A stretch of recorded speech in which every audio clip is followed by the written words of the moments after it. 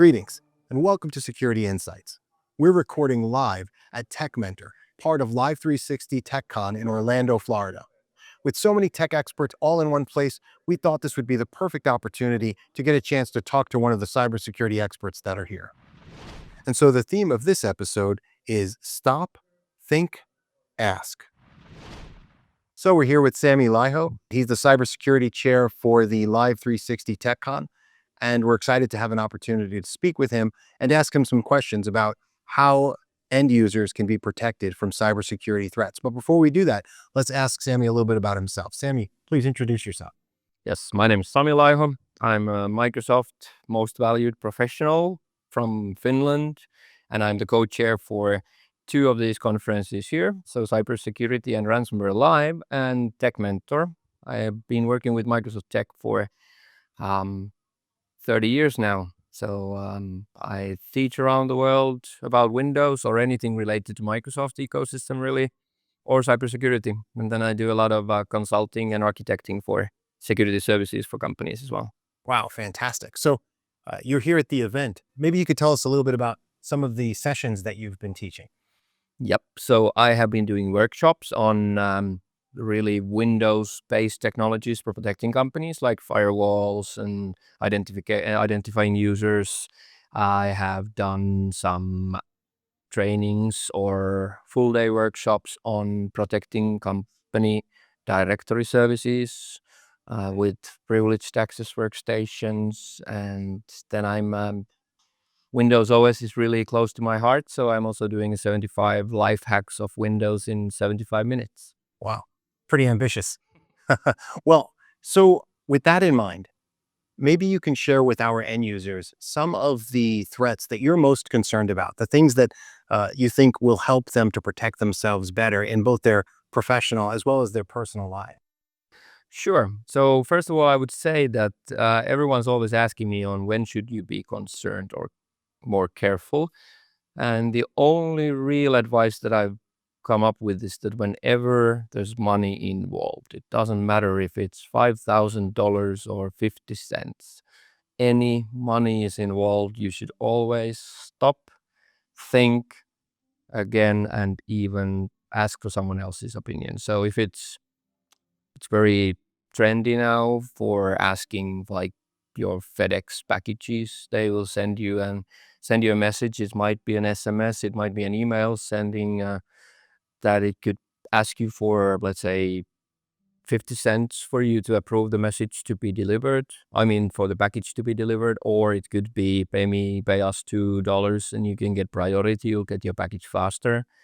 It's tempting. So it's something that scales well for the attacker because there are hundreds of millions of people, even as we speak, expecting packages. Everyone is shopping online, and it's getting close to Christmas, so that's even more timely. That's something that if you should be careful, but also I would recommend that if you can choose, you should choose like a tablet or even a mobile phone. Apps are a lot more secure way of navigating the world of the internet rather than a full laptop like let's say Chromebook or a PC or a MacBook. So rather use a handheld device or your iPad or something that they're more secure in and it's harder to scam you with. If anyone approaches you pretending that they know you, they try to convince you that they know you. This used to be, I know your name, I know your address, I know your email address, I know your super secret password. But now they added a twist to it with sending you a picture of your house, which is actually taken from Google Street View. And then they just use the oldest threat in the book is like, we know where you live. Oh, that's horrible. That's incredibly scary, right? And then, of course, in general, if you are going to any kind of a service, you should always use the full address of the service. So what I basically mean is don't type Microsoft in your address bar, but type Microsoft.com. But of course, all of us sometimes make mistakes. So then what I prefer, especially for my parents, I always create them like shortcuts or favorites that they only use those, so that they actually never write anything on the address bar. They only use the shortcuts so that they will always go to the correct place. Because currently, one of the most common scam is you type in Microsoft, but forget the .com. That is actually now routed to your search engine. Google shows you Microsoft-related answers. The problem being that the attackers are actually paying for Google Ads. So they pay for priority, which means that when you go to the search, you get Microsoft, but the first one on the list is actually the scammers page because they pay for that priority. Wow. Yeah, that's crazy, huh? So this is, it sounds like 3 great things that our end users can take away from this. Number 1, be leery whenever money is involved, right? Perfect. Number 2, don't be intimidated. That's the goal here. Some of these things are intimidating. We know where you live, right? So anytime you see something like that, that's another red flag. That's a big red flag. And then number 3, use shortcuts or full URLs instead of search engine links by typing in partial URL addresses and such. And those shortcuts, I mean, whether you're an IT professional or whether you're, a regular home user just trying to get to your bank, that's a positive thing to keep in mind, that the shortcut never lies. It will take you right. Never click a link. Always go your own way to the site. Yeah, Thank you.